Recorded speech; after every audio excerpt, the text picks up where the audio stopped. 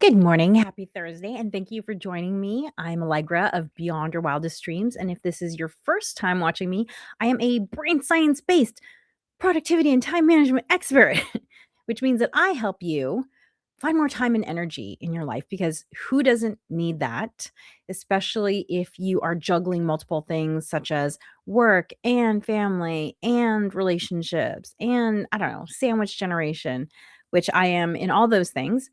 And I have co-authored or authored 4 short books that are all designed to give you more time and energy, and if you don't know where to start, I would start with the first one. I would start with this one, 3, 2, 1, done. 3 simple strategies to get your to-do list done. This is the next best thing to adding hours to your day, and you can find all of my books at tinyurl.com/bywd books. And if you're listening to the recording of this, then you're listening to the Harness the Power of Planning podcast, which I put up and it goes up everywhere. So if you all ever want to re-listen or rewatch, you can always find it at wherever you listen to your podcasts, the Harness the Power of Planning podcast. And for a long time, I've been going live on Instagram, but for some reason, that does not seem to be working the last couple of weeks. So Instagram, sorry if you're not finding me there. YouTube is more reliable. Unfortunately, I guess. I don't know. So thank you for joining me. If you're joining me live, you can comment in the chat. I will see it. And recently I've started a new thing, which is that I want to welcome all of you for listening. Thank you so much for listening. I'm heard in 90 countries now. And I decided that I don't know a lot about every single country that's listed on the list. Besides the United States, the second most listened to country is Brazil. I gave some factoids about Brazil. So now the third most listened from country is France, which I do know more about France than I know about Brazil just from personal experience since I've been to France. I haven't been to Brazil yet. However, I did find some interesting facts that were surprising to me. And so I thought I would share them. I guess I kind of knew it, but I hadn't thought about it, but France actually shares borders with 8 countries, which seems like a lot since I'm based in the United States, which only borders 2 countries. French cooking was recognized as a UNESCO cultural heritage in 2010. I wonder if there are other countries that have that because that seems like quite the prestige to be noticed for that. I mean, I'm sure they're proud of their cuisine, but to say that it's a cultural heritage, that's amazing. Uh, France, the typical French person consumes 57 pounds of cheese. That sounds like a lot, but I'm guessing that the United States is not far behind because we all like cheese. Now, this I did know, which I think is really fascinating, which is the Eiffel Tower was originally intended to be temporary, but it is now the most visited monument in France, attracting 7 million visitors. And France is the most visited country in the world with over 90 million tourists. This is not the most recent statistic. It says 2019. So obviously COVID probably changed a lot of things, but was the most visited country. And then this one I think is really interesting. It is illegal in France to waste food. Supermarkets must donate unsold food. I think that is awesome. I think it should be illegal to waste food everywhere. My gosh. So anyway, welcome for joining me. If you are new, then I usually start out with pulling a card from this deck of cards here. And I never know what it is because I don't read it in advance. So let's see what it says. Only those who will risk going too far can possibly find out how far one can go. T.S. Eliot. Only those who will risk going too far can possibly find out how far one can go. T.S. Eliot. Well, let's see. Gosh, I feel like there's a positive way to interpret that and there's a negative way to interpret that. But you know what? I'm going to interpret it the positive way because I feel like that's the choice we have every day is there's a moment between experiencing something and reacting to it, and that's where you get to decide who you are. So I'm going to interpret it positively. Only those who will risk going too far can possibly find out how far one can go. Well, if you've listened to me before, then you know that I've had my own business for a long time and that a few years ago I started doing stand-up comedy. And I love it. I love stand-up comedy. I love what it brings to my professional life here because I think it's made my public speaking sharper, crisper, hopefully funnier. I think that it makes my brain work in a different way, which is really interesting, especially as someone who's getting older and who has family members who've had dementia and Alzheimer's. Keeping my brain sharp is something that is very important to me. And I think that if you had told me 6 years ago that I would be doing stand-up comedy and producing a show and have that show be sold out multiple times, that I wouldn't believe you. But only because I was willing to try have I gone to that place. I mean, it's like that age-old saying, we miss 100% of the shots we don't take. So, I agree with T.S. Eliot. I think that what's the point of having this human experience if you don't take advantage of all the things that interest you? So, hopefully, I'd love to hear things that you're thinking about taking advantage of this year. What is it? Put in the chat. What is it that you have been saying to yourself for years that you want to do? What is the first step on that journey? What can you do? Have you always thought about hiking the Pacific Trail? Have you always thought about starting your own business? Have you thought about moving someplace, learning a language? What's the one thing that you can do? I want to hear. Please put in the chat. I see all of you watching. Put in the chat what it is that you want to stop thinking about and start doing this year. And maybe we can brainstorm some ideas. I love that.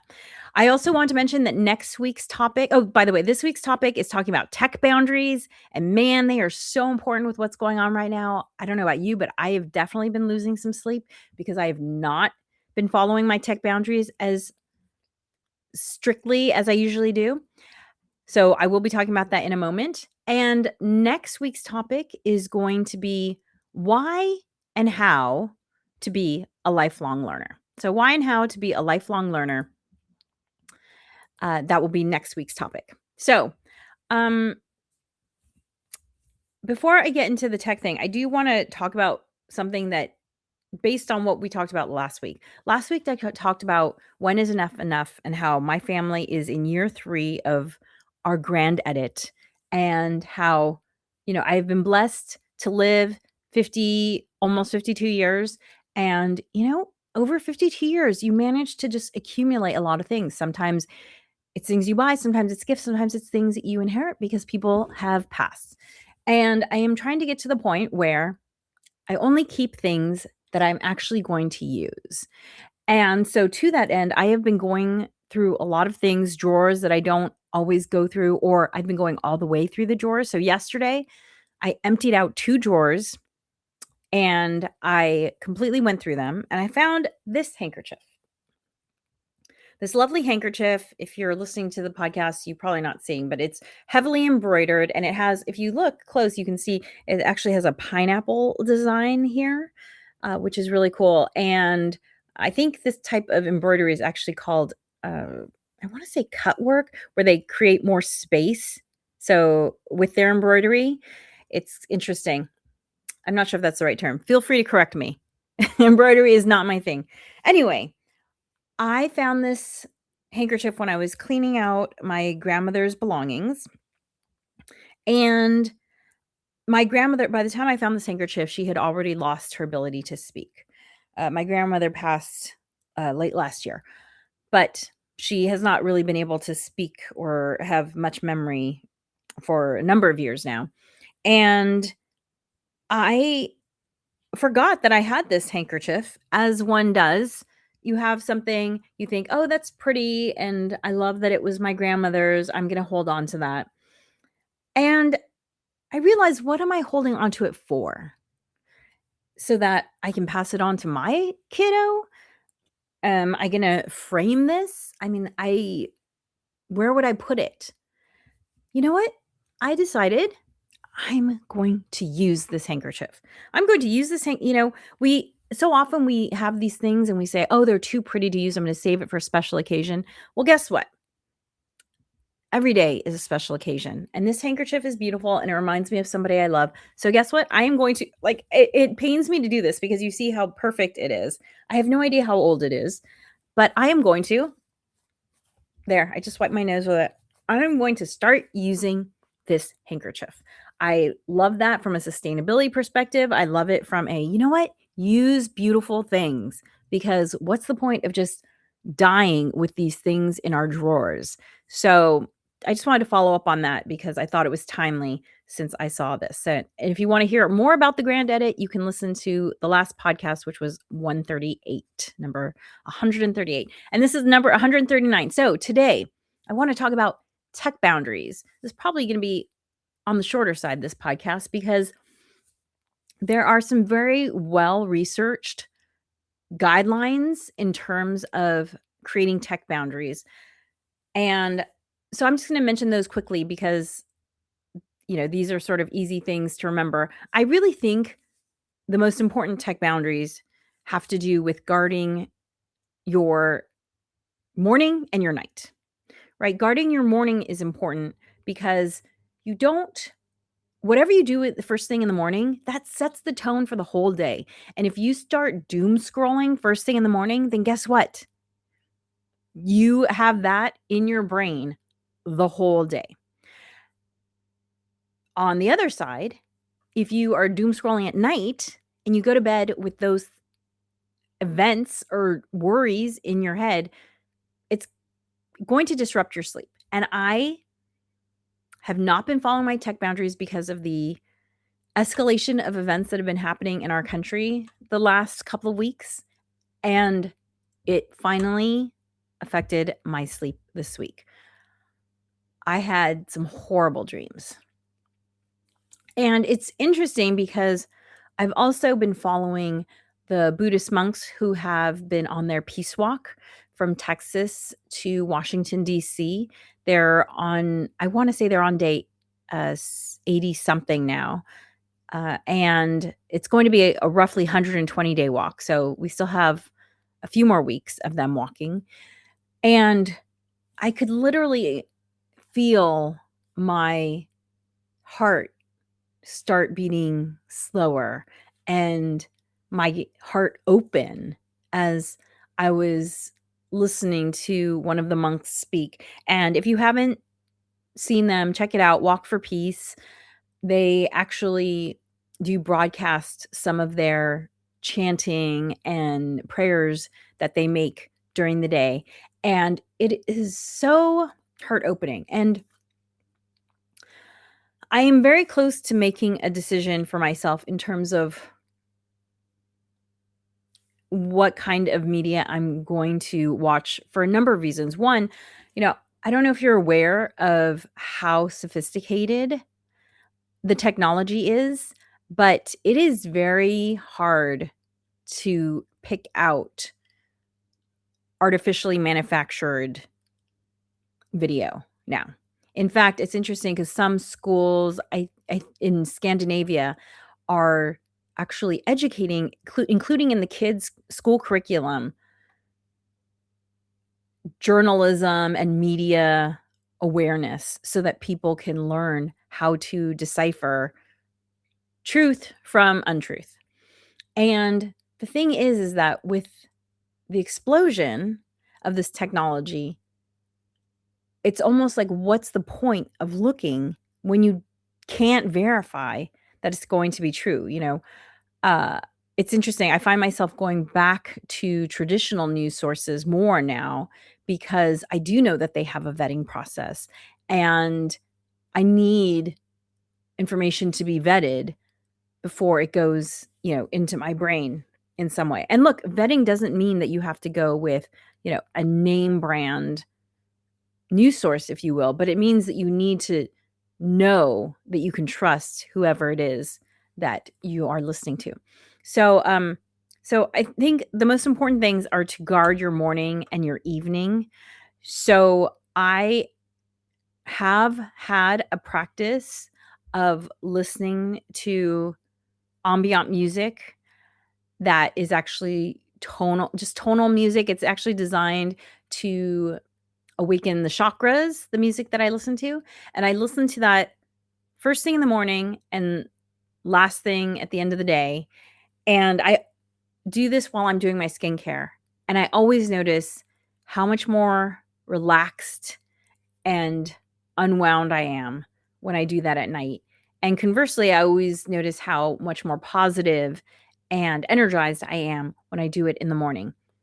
However, and I've been doing it really regularly in the morning, but I have the last couple weeks been doing my skincare while reading the news because the news, it just hurts so much, and I feel like, I'm not in the middle of it, but the least I can do is bear witness.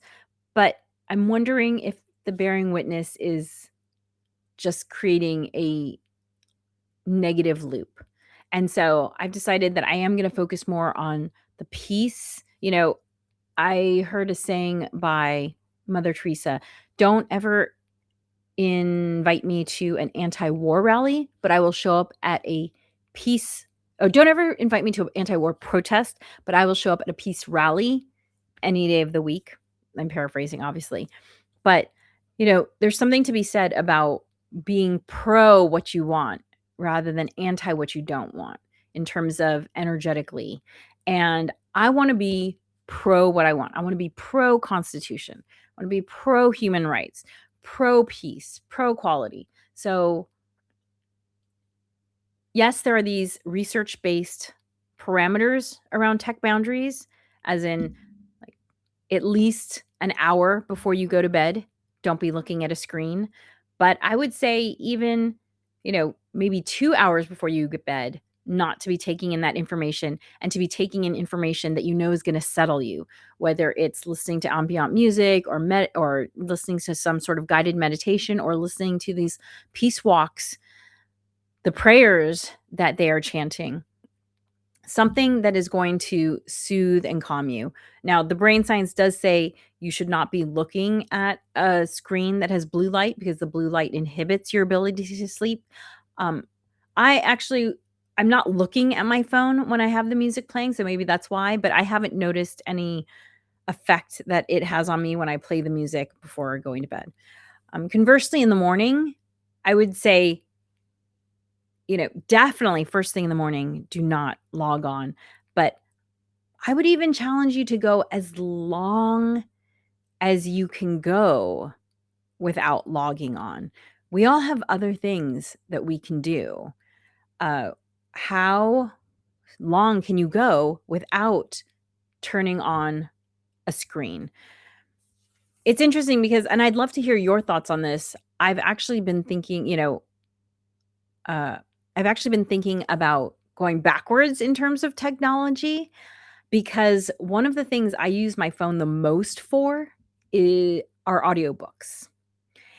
And I've been thinking about how I could use that benefit without having it attached to a phone, an internet, all the things that these devices can do. And apparently, this is a move that my kiddos' generation is starting to embrace, where they're wanting cameras that are just cameras.